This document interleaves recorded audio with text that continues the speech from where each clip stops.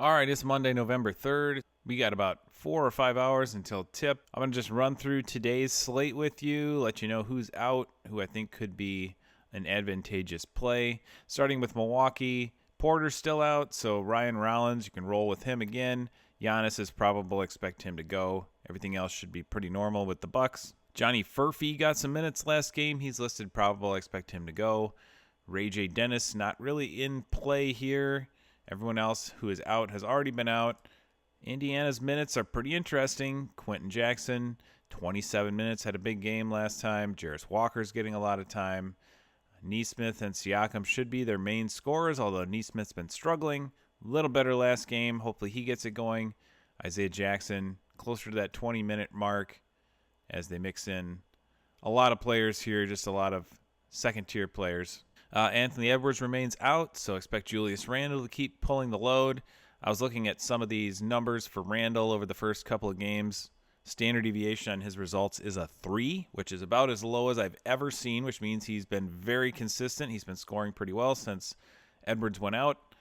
DiVincenzo still yet to have like a game where he's really hot, knocking down shots. I think that's possible that happens one of these days before Edwards gets back. And, he can always put up a 40 or 50 for you. Jaden stepping up a little bit. Rudy Gobert finally had a good game last game. So the Nets give up a lot of points.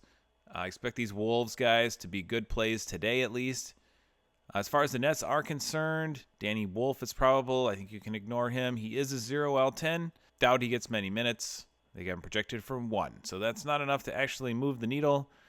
Cam Thomas had another one of those games where he scores 30 points and has no other stats. So I think that's going to be pretty routine here for the Nets. Michael Porter's been pretty good, 17 rebounds last game. But this is a bad team. They're going through it right now, and I think it's going to be a long season for Nets fans. But they are using a lot of guys, so you got to keep an eye on these bench guys. If somebody gets hurt and thrust into high 20s from high teens, that makes a big difference. Walker Kessler, unfortunately, got hurt midweek and had a bad game and then didn't play the second game, and so that ruined one of my lineups last weekend. So he's going to miss again. Niang's still out. So where did the minutes go? Jazz are playing Markkanen and George quite a bit, and everybody else kind of in this mid-tier range. A lot of guys playing minutes, but not very many for any of them. I expect Collier to make his debut tonight, point guard. They moved George off the ball a little bit, but there are kind of just a lot of guys who are good, not great, and that's pretty much what the Jazz are right now. These rookies, Bailey really hasn't had a game of any significance yet. Walter Clayton's had some nice moments, but he's only predicted 8 minutes, so I don't know that there are a lot of guys on this Utah team you can actually use right now. Boston actually relatively healthy today. No questionables, so that's nice. Minot still starting, 25 minutes. He's a 13 now, so he's not a 5 anymore, but still a good play. Chris Middleton's been battling an illness, so we'll see if he can go tonight. He's questionable.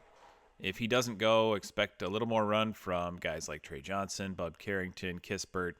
Middleton's expected about 25 minutes, so those would go to some of these other guys. Maybe a few more for Sarr, a few more for Koulibaly. But the Wizards usually go 10 deep. I think the minutes are pretty accurate here. The Knicks have Josh Hart questionable. He's been trying to play through back problems and ankle problems. Questionable with 26 minutes. If we look a little deeper into it, the guys who played more when he is out were Huck Porty and Tyler Kolek and Yabusele. Expect them to get a little bit of a boost if he misses. And Mitchell Robinson going to rest today, which is also good news for Yabusele and Kolek. Same 2 guys. Let's look back at this stuff because this is kind of what I wanted to show you in these videos. So with Kessler out last game, Taylor Hendricks actually got quite a few more minutes. Nurkic got a little bump there too. And we've now had Edwards out for a number of games, so we should have a pretty good idea. It's Rob Dillingham's role increasing. It's Mike Conley's role increasing. So backcourt minutes were available, and they used both their starting point and their backup point here for more minutes. McDaniels, Clark, DiVincenzo, all a slight bump in minutes, but a bump in usage as well. Anthony Davis still out tonight. Daniel Gafford is back. And last game without Davis, it was D'Lo and it was Dwight Powell getting an increase in minutes. With Gafford coming back, I would expect Powell's minutes to go down.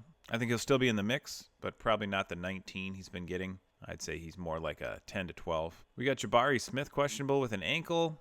He's played every game this season, so we don't have any real data on who steps up when he's out. So if we had to guess here, I would think more minutes for Eason, Okogie, Maybe even a guy like Clint Capella. Or Jayshawn Tate might even make an appearance. We've got Tobias Harris questionable with an ankle injury. That's 34 minutes, so that's pretty significant. I would say if Tobias is down, you're looking at more Isaiah Stewart, Ron Holland types. Well, we're already over 30 with the rest of the starters, so I think you're going to be seeing those minutes go to the bench guys. And any of these four, Stewart, Holland, LeVert, or Javonte Green, be up a little bit if Tobias can't go. Ja Morant's listed as probable.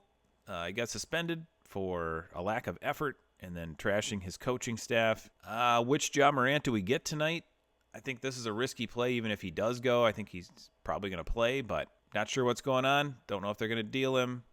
Guess we'll see what happens. If for whatever reason he would sit, it seems like they've been turning to Cam Spencer and even Javon Small, a two-way player, pick up some of those extra point guard minutes while Ty Jerome is out. It's not a great situation. Grizzlies are not off to a good start, and when Morant is off the floor, they are a slow team and not a good offensive team. So we'll see what happens with him. Dennis Schroeder and Zach LaVine both questionable for the Kings, so this could open up some minutes. Both these guys play quite a bit, so you're looking at 70 minutes you'd have to cover for backcourt players, basically. So Devin Carter also questionable as a bench guy, so Keon Ellis would step up, and Malik Monk is still out. So you're going to see big minutes for the starters. You're going to see some of these secondary guys step up if they have to.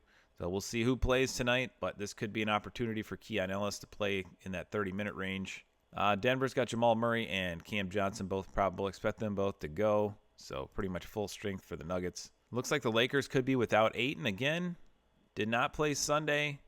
Jackson Hayes played quite a few minutes, 32 minutes for Jackson Hayes on Sunday.